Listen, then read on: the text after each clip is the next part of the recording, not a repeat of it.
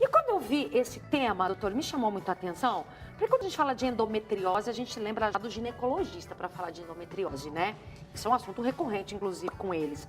Quando eu vi intestinal, opa!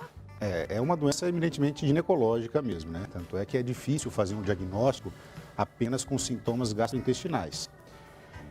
Cerca de 10 a 15% das mulheres possuem essa doença da endometriose. O endométrio acaba invadindo a cavidade pélvica e se implantando em algumas regiões ali próximas ao útero.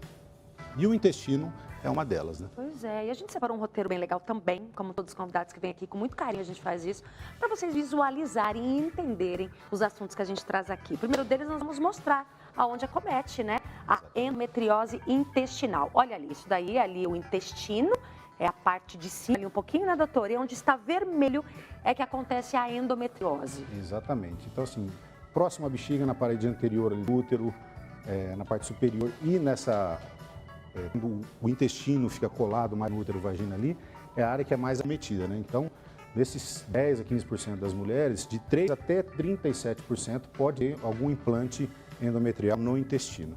Tá, a gente está vendo a bexiga também vermelhinha. A endometriose, ela pode acometer também ali aquela região toda?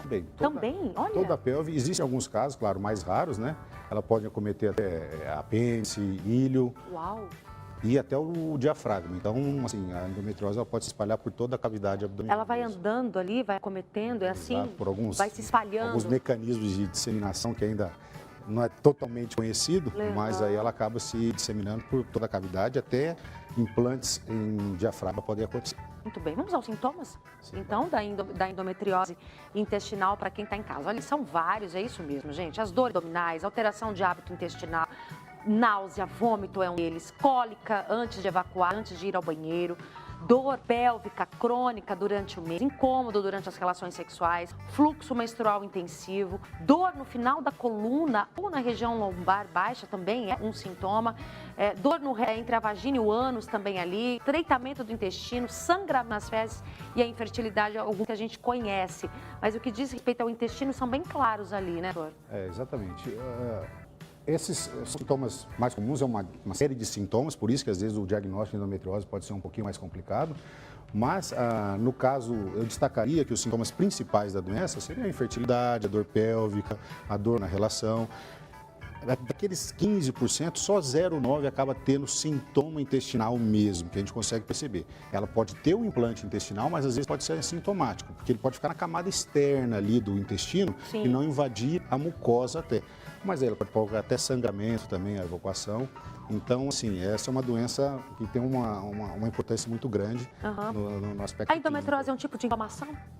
O tecido endometrial ele acaba se impregnando, colando ali, vamos dizer assim, em outras partes do órgão. Em vez de sair na menstruação totalmente, como o útero tem uma conexão com a cavidade abdominal, através das tubas uterinas, ele pode fazer uma menstruação retrógrada, que chama, né? E ele pode sair pelas trompas e entrar na cavidade abdominal. Vai ali para o intestino, que é a área que o doutor Matheus cuida. E no caso, o tratamento, em alguns casos, pode até necessitar a ressecção cirúrgica desse fragmento de intestino acometido. É o que a gente vai falar agora, né? Que é as causas, diagnóstico ali, como que a gente faz isso? Pode ser clínico, que é a ultrassom transvaginal, a ressonância, laparoscopia, coloscopia, ultrassom e o CA125. O que é isso? Exato. O CA125 é um marcador que a gente usa até para algumas outras lesões, às vezes tumorais, na maioria das vezes, mas quando a paciente tem uma doença, uma endometriose profunda, que a gente chama, que é uma doença extensa, então esse CA125 pode estar elevado também. Eu destacaria como principal diagnóstico ali, às vezes o ultrassom também pode dar bastante a gente. A ressonância também é um exame que a gente tem usado bastante para identificar a endometriose. E a laparoscopia também, hoje em dia, é o que a gente consegue fazer, além do tratamento da doença, a gente consegue ter o diagnóstico definitivo, que é através da biópsiazinha desse tecido endometrial fora da cavidade, né? Aí, gente, endometriose intestinal é o assunto que a gente está tratando com o Dr. Matheus Castilho, médico gastroenterologista. Doutor, já temos perguntas aqui com a gente. Nossa participante é a Viviane, né? Vivi, feriadão, ela tem, doutora, a endometriose no intestino.